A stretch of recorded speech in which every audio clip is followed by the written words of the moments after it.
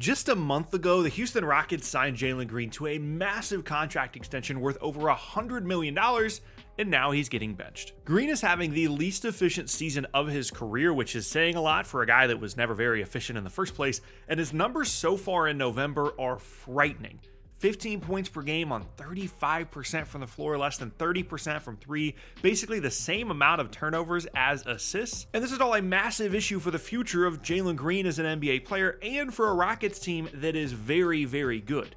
And he's about to be left behind by them. Now, a theme for Green throughout his career with Houston has been that they have been extremely patient with him. From the moment that he showed up to the league, they gave him a ton of opportunities. They were this rebuilding team, had one of the youngest rosters in the league, had a young new head coach. They just wanted to give him opportunities to grow and improve, which for the most part can be a real positive. In the early part of someone like Devin Booker's career, he got more opportunities than he probably should have, and that allowed him to grow and evolve his game. And I think that was the goal with Green. And he did show plenty of flashes. There was a reason why he went number 2 overall in a draft class that has turned out to be absolutely fantastic. He had this scorer's skill set with unbelievable athleticism. The ideal version of him as a player was something around the likes of like Ja Morant, but a better shooter. Like that's the kind of athleticism and skill set we were talking about with this guy. His upside was so crazy high, and that's one of the reasons why he went second in that class. And in those first 2 years, they just let him cook and grow. They weren't really concerned about the efficiency because they weren't trying to win games.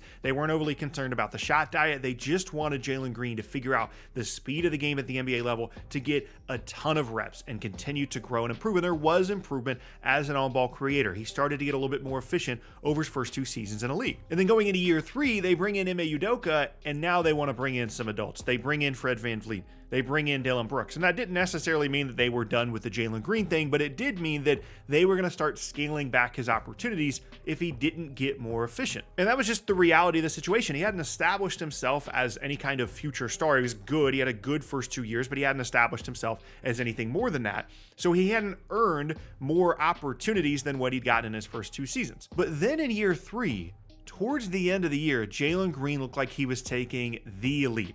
The efficiency went up. He was making a ton of shots. Şengün wasn't playing, so they played Amen Thompson and Jabari Smith in the front court. They gave him all this space to create, and all of a sudden the Rockets were one of the best teams in the league the last month and a half of the season, and Jalen Green was right at the center of that. So all of a sudden the expectations for him skyrocket. They give him this massive contract extension, and now this year there has been a ton of regression in his game. And it's especially frustrating because the rest of this Rockets roster is on an upward trajectory. There's so many guys that are progressing and growing, and he's not doing that with them. Now, a lot of the reason for his struggles is obviously it's a shooting slump. Jalen Green is not a 35% field goal guy. He's not a sub 30% three-point shooting guy. That's going to improve at some point. Players go through shooting slumps. It happens. But the real issue is the kind of shots that Jalen Green takes. And I think a lot of that goes back to who he thought that he was after his first 2 years in the league. He takes a ton of pull-up 2s and he takes a ton of pull-up 3s, and he's just not that great at it. He hasn't improved that much as a pull-up 3-point shooter or a pull-up 2-point shooter, except for that really good last 6 weeks, 5 weeks that he had at the end of last season. And because of the shot diet he's been allowed to have for the first 2 years of his career, and then a little bit last year as well, he doesn't really have any idea how to be a complementary player, how to be an off-ball player, how to work off of other guys. All Jalen Green knows in the NBA after his first 2 seasons is how to get the ball, create out of ball screens, off dribble handoffs, and attack. He doesn't know how to do anything else, and if he can't be that complementary player, and he can't continue to grow and improve into the star that they thought they were building, all of a sudden his skill set makes absolutely no sense with a team in Houston that is very, very good. Generally speaking, when that happens, when you have a player that's good on the ball but can't do anything else, they become a 6-man kind of a player. That's just the role that they fall into, and Jalen Green is rapidly approaching that. Obviously, he's still an incredibly talented young player. Things can turn around for him. Maybe it's just a shooting slump, but the guy that he is right now does not look like a starting caliber guard on a good basketball team, and Houston's very good. And so what we're starting to see is the Rockets are experimenting with other options. Amen Thompson has been fantastic all season. He looks like he's grown and continued to improve, and his defensive versatility, his ability to be a connector on this team has put him above Jalen Green in the star hierarchy there in Houston. And I think we're also kind of getting to the point where Reed Sheppard might start to eat into some of these Jalen Green minutes because he's a better off-ball shooter. He's a better off-ball player in general, and it's just a better complementary option. We're rapidly approaching the point where Green is supposed to be this offensive focal point for them, someone that's going to create for them, and they don't really need that. They have Şengün, they've got Van Fleet, they've got Brooks, they've got Sheppard, they've got Amen Thompson crashing the glass, they have all this different stuff. They don't need an average to below average on-ball creator in Jalen Green. They don't need that stuff anymore, and so they're starting to prioritize other things, which again is especially concerning because Houston is good. Like, they're ready to make the leap within the Western Conference. I could see them winning a playoff series, maybe even two. They have all of these pieces that are fantastic, and the thing that they're missing is a true star on the perimeter, an absolute, we can give this guy the ball at the end of the game creator every single night, and they don't have that. Dillon Brooks is good. Fred VanVleet is an awesome connector in terms of, he's just going to get everybody organized, right? He's really good at that. But he's not an all-NBA caliber perimeter creator, and Houston needs that. Jalen Green can't be that guy. And so what happens is you get left behind, they try and figure out other pieces, but also you start to become the focal point of a consolidation trade here in Houston, where Jalen Green is at the center of it. He gets moved to another team that maybe thinks that they can rehabilitate him into the star guard that they need moving forward, and they get a more established player from a team that wants to dump somebody and move into potentially a rebuild.